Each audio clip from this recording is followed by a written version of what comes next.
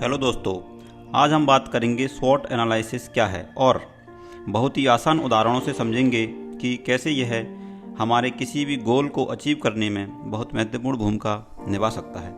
अंत में मैं मेरा स्वयं का स्वॉट एनालिसिस आपके साथ शेयर करूंगा। दोस्तों, सफल और असफल इंसान दोनों ही अपने लक्ष्य के लिए मेहनत करते हैं। फिर वह क्या चीज़ है जो एक इंसान को सफल बना देती है और दूसरे को बुरी तरह असफल। क्रिकेट के खेल में दोनों ही टीमें जी तोड़ मेहनत करती हैं, तब ऐसा कौन सा फैक्टर है जो हार जीत को डिसाइड करता है? इसका जवाब छिपा है सही रणनीति, स्मार्ट वर्क और मानसिक जीवटता में। स्वॉट विश्लेषण 1960 के दशक में अल्बर्ट हम्फ्री द्वारा गढ़ा गया एक शब्द है जो strength, weakness, opportunity and threats को मिलाकर बनाया गया है। स्वॉट एनालिसिस एक तकनीक है जिसकी सहायता से हम किसी ग्रुप, ऑर्गेनाइजेशन और किसी पर्सन की खूबियों, कमजोरियों, अवसरों, चुनौतियों का पता लगा सकते हैं। यह किसी कंपनी या बिजनेस को आगे बढ़ाने में मदद करता ही है, साथ ही किसी व्यक्ति की पर्सनैलिटी को भी इम्प्रूव करता है। इस टेक्निक को आप अपने करियर, किसी खास लक्ष्य या फिर ओवरऑल पर्सनैलिटी पर अपना सकते हैं। अब समझते हैं कैसे करना है आपको अपना स्वॉट एनालिसिस। सबसे पहले एक सिंपल पेपर और पेन लें, फिर उस पेपर पर 4 कॉलम बना लें: स्ट्रेंथ, वीकनेस, अपॉर्चुनिटी और थ्रेट्स। अब हर एक कॉलम पर बहुत गहराई से विचार करें और पूरी ईमानदारी से अपनी स्ट्रेंथ, वीकनेस आदि को लिखें।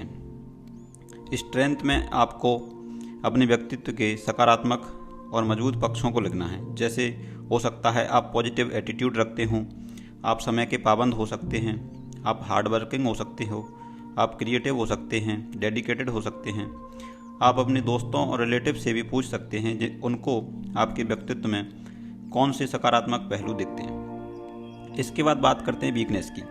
वीकनेस में आपको अपने व्यक्तित्व के नकारात्मक पक्षों को लिखना है जिनसे आपको नुकसान पहुंचता है। पूरी ईमानदारी से अपनी कमियों और कमजोरियों को लिखें। इसमें भी आप अपने दोस्तों की हेल्प ले सकते हैं।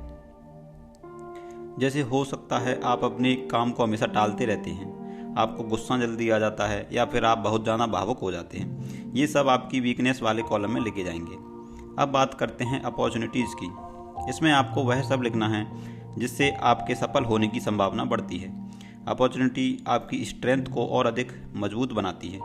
जैसे बुक रीडिंग आपके लिए अपॉर्चुनिटी हो सकती है। यूट्यूब पर एजुकेशनल वीडियोज देखना या फिर अच्छे दोस्तों के साथ टाइम स्पेंड करना, डायरी लिखना आदि आपके लिए अपॉर्चुनिटीज़ हो सकती हैं। अब समझते हैं थ्रेट्स क्या है। इसमें वह सब चीज़ें आती हैं जो आपकी सफलता में रुकावट डालती हैं, आपकी वीकनेस को और ज़्यादा बढ़ा देती हैं। जैसे सोशल मीडिया पर अधिक टाइम स्पेंड करना, पूरे दिन रील्स और शॉर्ट्स स्क्रॉल करते रहना, टॉक्सिक रिलेशनशिप आदि आपके लिए थ्रेट्स हो सकते हैं। जब सारी चीज़ें आपके सामने पेपर पर लिखी हुई होंगी तो आपका दिमाग ज़्यादा अवेयर रहेगा और चीज़ों को बेहतर ढंग से समझेगा। आप कम से कम गलतियां करेंगे, अपने लक्ष्य से भटकेंगे नहीं और लगातार सफलता के मार्ग में आगे बढ़ेंगे। आइए अब स्वदेशी उत्पादों वाली बाबा रामदेव की कंपनी पतंजलि के स्वॉट विश्लेषण का उदाहरण देखते हैं पतंजलि की स्ट्रेंथ क्या क्या है। तो पहले, ये प्राकृतिक उत्पाद, यह एक प्राकृतिक उत्पाद वाली कंपनी है। दूसरा, स्वदेशी अपनाओ। भारत के बाजार में पतंजलि की छवि बाबा रामदेव के द्वारा बनाई गई है, जो पतंजलि के ब्रांड एम्बेसडर हैं और एक टैगलाइन स्वदेशी अपनाओ के साथ अपने उत्पाद को बेचते हैं। अगला है योग लाभ। इसके लाखों योग अनुयायी हैं जो पतंजलि का अनुसरण करते हैं।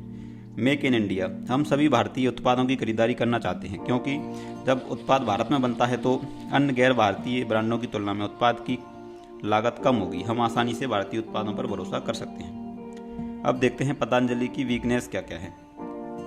प्रतियोगिता का स्तर। भारतीय बाजार में कई अन्य कंपनियां हैं जो अपने उत्पाद को आयुर्वेदिक उत्पाद के रूप में बाजार में उतारती हैं, इसलिए पतंजलि के लिए अन्य कंपनियों के साथ प्रतिस्पर्धा करना आसान नहीं है। कुछ ही देशों में निर्यात। पतंजलि केवल कुछ ही देशों में अपने उत्पाद को निर्यात करती है, जैसे यूके, यूएस, नेपाल, दुबई आदि।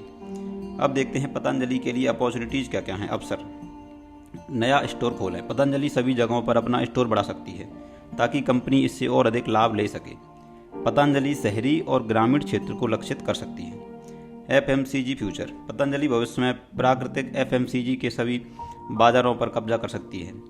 वैश्विक स्तर। पतंजलि के पास एक बड़ा अवसर है, वे वैश्विक स्तर पर भारत का प्रतिनिधित्व कर सकते हैं।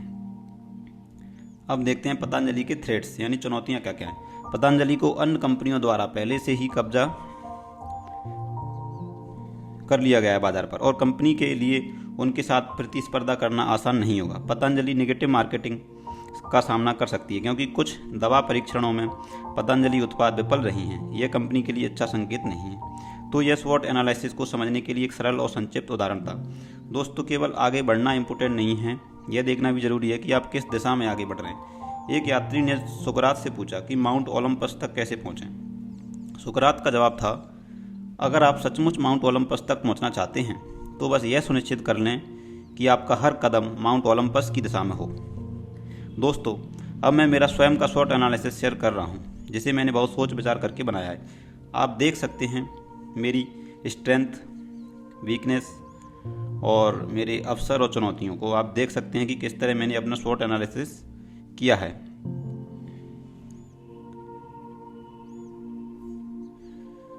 दोस्तों, अगर वीडियो अच्छी लगी तो कमेंट में ज़रूर बताएं आपकी स्ट्रेंथ और वीकनेस क्या है और अपने दोस्तों के साथ भी शेयर करें।